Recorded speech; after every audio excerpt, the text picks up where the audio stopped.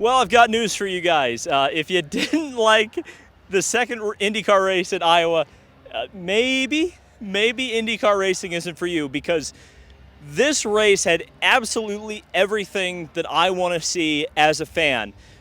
Comers and goers, passing, lapped cars, having to work that lap traffic, strategy, when to take tires, when to pit. Do you pit early? Do you pit late?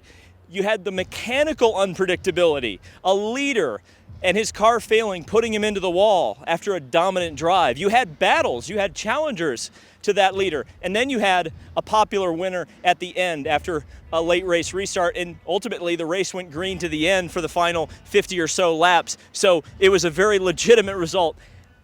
I'm just giddy. I got to tell you guys, first of all, thanks to those guys. I mean, look at that apparatus back there. It's unbelievable.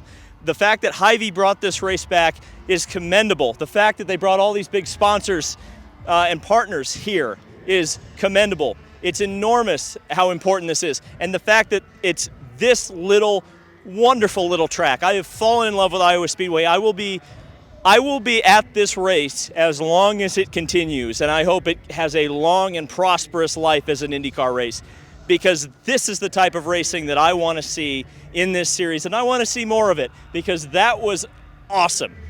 So, let's talk about the moment that everybody's going to be talking about. Spoilers from now on. Joseph Newgarden, the dominant force yesterday, the dominant force at this racetrack, and the dominant force today, had a suspension failure right there and put his Hitachi Penske Dallara into the wall and out of the race, busting this race wide open and handing the race to Pato O'Ward. Hey, remember earlier this weekend when I was pointing out that the Aero McLaren SP cars are really pretty good around here and historically have been? They get overshadowed by Newgarden and Penske, but if you look at the statistics, they always finish pretty well, and both cars finished well today. You'll hear from both of those drivers later on. In fact, I did get a winner's interview with Pato, world exclusive. Here it is. Pato, how was it?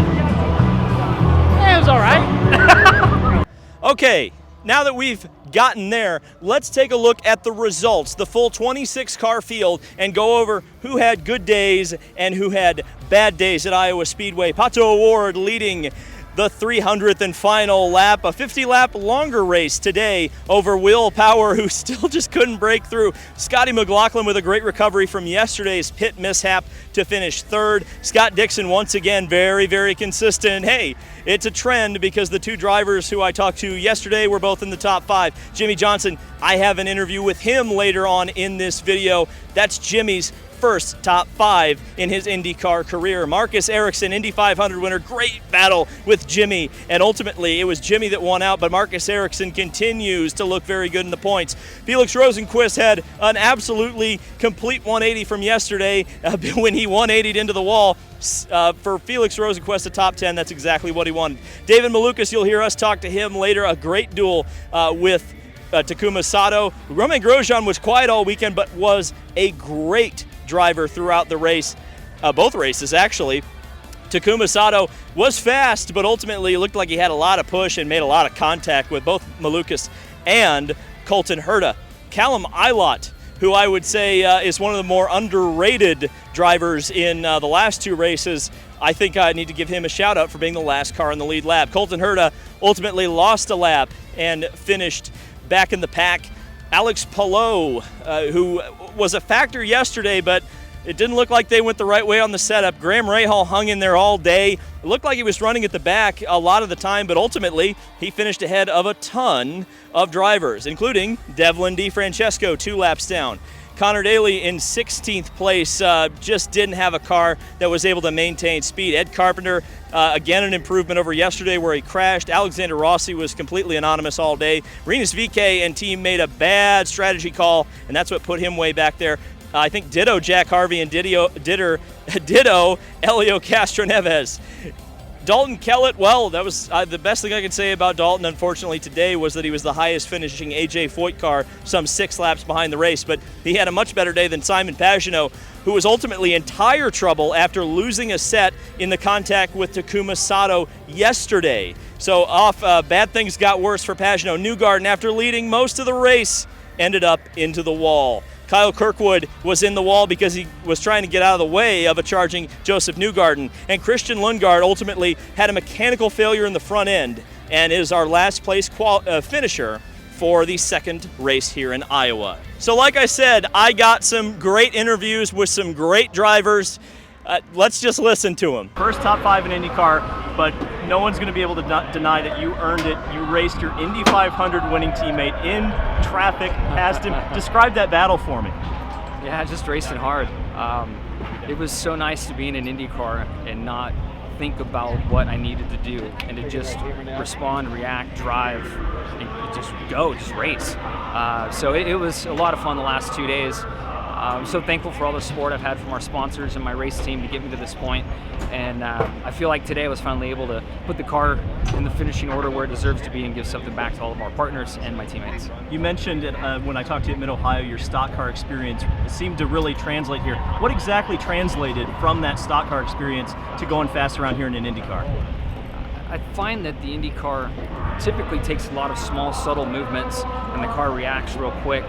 And there's just something in that sensation that I don't trust. But on a short track like this, you really take big stabs at the steering wheel. You use the brake, you're using the throttle, and it's much like a stock car where there are big, forceful movements with the car and how you drive the car and set the car. And I just feel like that really fit my style and allowed me to not think about every little fine detail and placing the car in the right spot and just drive the wheels off. Looking forward to Gateway? Yeah, I think Gateway will be fun. It's a bit more single file. I seem to do better with these multiple groove tracks. I think my stock car background helps me out a little there, but I'll see how Gateway goes. I'm looking forward to it. It was fun. My last stint was really good. We had a brake issue that cost us a lot because every pit sequence it was so hard to stop the car and I couldn't.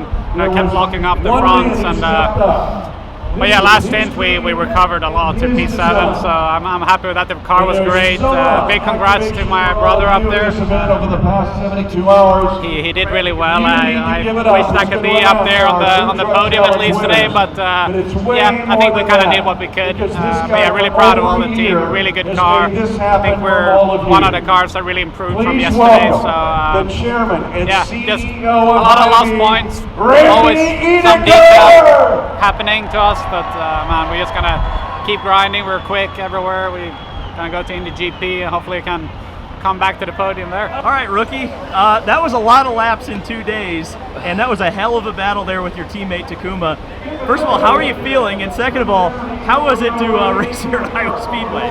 Well, okay, yeah, so today, obviously 300 laps, but it felt shorter than yesterday. I mean, yesterday was a lot hotter, not as much action, there's a lot more yellows, a lot more downtime. So it was kind of getting to me. I was like, man, I can't believe we're doing 300 laps tomorrow. But today it went by in a flash. I mean, next thing I knew, we're on the last stint 50 laps to go. And that last stint, Takuma made it very difficult. So those 50 laps went by, I mean, in literally 2 seconds. And, coming into this weekend, I did the test here. I wasn't a big fan of Iowa. I'm not going to lie.